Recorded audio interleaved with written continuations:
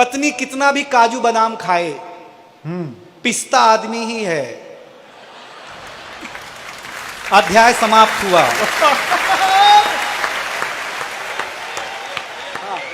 बस बस यही वाला मामला रखना आप। अच्छा है, कोई तनाव पालना ही नहीं। आप लोग काफी अच्छे। हम राजनीतिक टिप्पणी करेंगे भी नहीं, क्योंकि सर हैं यहाँ पर, सर ज्यादा करेंगे। रमेश मुस्कान जी, अभिराम जी, तमाम लोग बैठे हुए हैं, आप इनको सुनिएगा। बहुत अच्छी व्यवस्था में। देखिए, आप व्यापारी लोग हैं, कभी आप सब्जी मंडी जाए, फल मंडी जाए, तो फल वाला जब अपना टोकरा सजाना शुरू करता है तो सजाते सजाते सजाते सजाते सबसे ऊपर वो फल रखता है जो सबसे ताजा और सुंदर होता है। उस एक फल की आड़ में नीचे के जितने सड़े गले होते हैं। हाँ, तो आज कुमार विश्वास जी ने जो फल का टोकरा सजाया, सबसे ऊपर मुझे रखा है। व्यापारी आदमी हूं, लेकिन अगली टिप्पणी पर मैं तालियां मांगता हूं कि अगर ये सारे फल न होते तो ये फल कभी भी ऊपर नहीं पहुंच पाता साहब। इनके कहीं न कहीं त्याग तपस्या नहीं है। इसके लिए मैं बधाई देना चाहता हूं। बहुत अच्छा लगा। मेरी बहन बैठी हुई है, हमारे अग्रज गुरुदेव बैठे हुए हैं। बहुत अच्छा लगता है मुझे गुजरात आकर के, बहुत अच्छा लगता है। हार्दिक बधाई।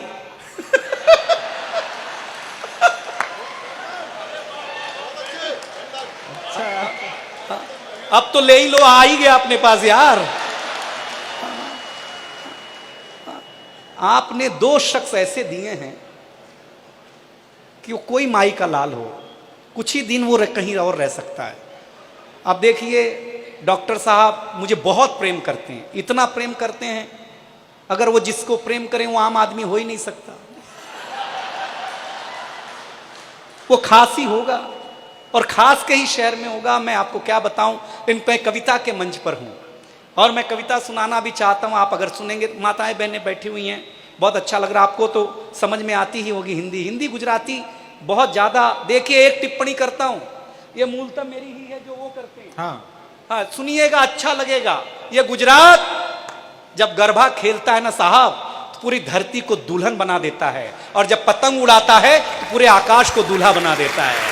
आप उस राज्य के रहने वाले हैं, आप बधाई के पात्र हैं। क्योंकि ये कविता का रंग जब हरिवंश राय बच्चन की कलम में उतरा, भैया आप एलईडी पे देख रहे हैं, ठीक है, वो ठीक है, एलईडी पे आप देख रहे हैं, इनडायरेक्ट देख रहे हैं, लेकिन तालियां डायरेक्ट भेजा करो। हाँ, कि वो सही बता रहे हैं ना। बल्कि एलईडी तो बंद ही कर दो तो ज्यादा बेहतर है, थोड़ा इधर को मुड़ जाएंगे। अच्छा, हम कौन से ऐश्वर्या राय हैं कि आप वहां देख के ठुक कर लोगे भाई साहब। हम आदमी हैं, हमको सुनने के काम में लीजिए, देखने के काम मत लीजिए आप। तो आपको बात अच्छी लगे तो तालियां बजाना, क्योंकि कविता का रंग है। जब हरिवंश राय बच्चन की कलम में उतरा तो उन्होंने लिखा, रंग बरसे भीगे चुनर वाली, ये रंग आस्था की चौखट पर आया। तो मीरा ने गाया, श्याम पिया मोरी रंग दे चुनरिया, ऐसी रंग दे कि रंग नाही छूटे रामा, धोबिया धोए चाहे सारी उमरिया। ये रंग फिल्मी पर्दे पर आया तो सुनील दत्त साहब ने गाया कि रंग और नूर की बारात किसे पेश करूं, ये मुरादों की हंसी रात किसे पेश करूं। ये रंग शायरी में आया तो शायर ने लिखा, इसी रंग रंग में रंग है, तुझे रंग रंग में रंग दिया, मेरा रंग आया है रंग पर तेरा रंग चढ़ के उतर गया। ये रंग कविता में आया तो कवि ने लिखा, इस रंग बदलती दुनिया में मैं रंग बेचता हूं। और एक एक हाथ उठे ये रंग जब 18 साल के नौजवान के सर चढ़ करके बोला, तो गली गली में भगत सिंह ने गाया, मेरा रंग दे बसंती चोला माए। ये कविता का रंग है साहब। बहुत अच्छा, बहुत अच्छा। ये कविता का रंग हम आपके ऊपर रंग करके जाना चाहते हैं। आज आपके शहर में आए हैं पहली बार, तो आपको ये ऐसा देखिए, कुछ है, हमारा हिंदुस्तान हिंदुस्तान है। एक अंग्रेज आया, बोले क्या तुम्हारा हिंदुस्तान? तो हम तुलसी माता के पौधे के पास ले गए। हमने कहा ये हमारी अम्मा है। उसने उखाड़ करके पत्ते पत्ते अलग कर दिए, बोले ये तुम्हारी अम्मा। अब मेरे अंदर का हिंदुस्तान जगा। हम उसको एक फुजली के पेड़ के पास ले गए। हमने कहा पिताजी से मिलो। उसने पिताजी को उखाड़ा, पिताजी ने ऐसा कार्यक्रम दिखाया, उसके बाद से ही सारे अंग्रेज लाल पैदा होने लगे, पहले काले पैदा हुआ करते थे। अध्याय समाप्त हुआ। बहुत अच्छा है। क्या है जीवन, जीजिए, आप बड़े लोग हैं, बढ़िया से एंजॉय करिए। हंसी बहुत बड़ी चीज है जो आज हम आपके पास बांटने आए हैं। राजनीति पर कोई व्यंग करता नहीं मैं, लेकिन अब क्या करूं, एक बात आ गई कि राहुल गांधी जी ने पंजाबियों को फोन किया और पूछा वोट किसको दिया बे? तो पंजाबियों ने कहा आपको।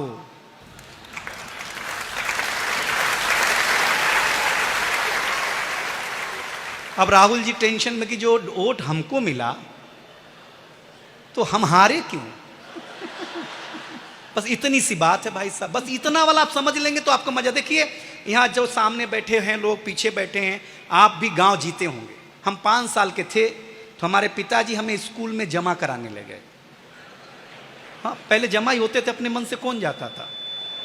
अब तो कॉन्वेंट कल्चर है ना, एक फादर घर में, एक स्कूल में, 2 फादरों के बीच में ट्यूशन अलग से, फिर रिजल्ट के नाम पर कुछ भी नहीं। तो ऐसे मास्टर साहब बैठे हुए, ऐसे हम खड़े, ऐसे मेरे पिताजी खड़े। तो मास्टर साहब ने पिताजी से पूछा किसका लड़का है।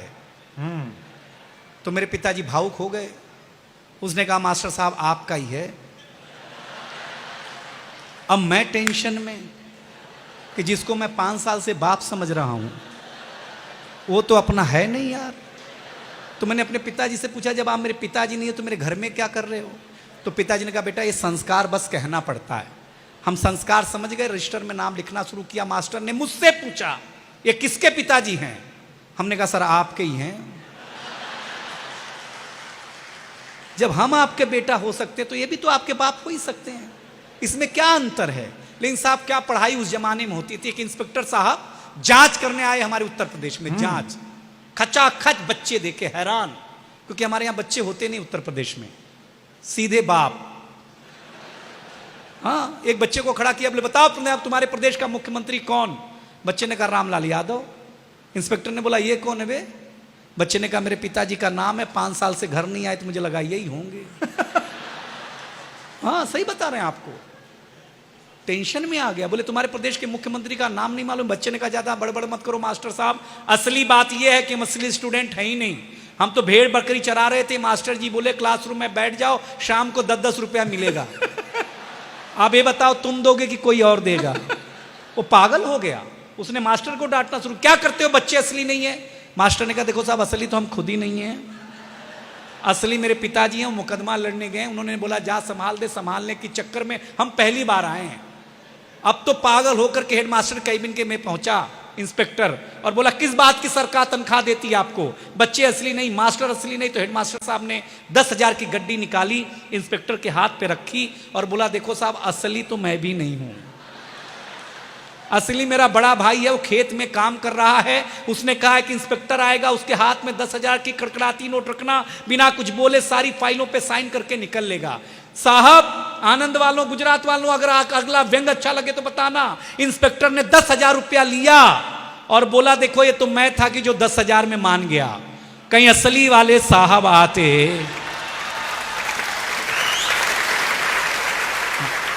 जिस भी आदमी ने मुझे देख करके सीटी बजाई है कि तो उसको मूंछ नहीं दिखाई दे रही है। हाँ अच्छा लगता है कि आपको ऐसे आदमी को देख के बजाना सीटी। हाँ बुरी बात है, ऐसा मत किया करो।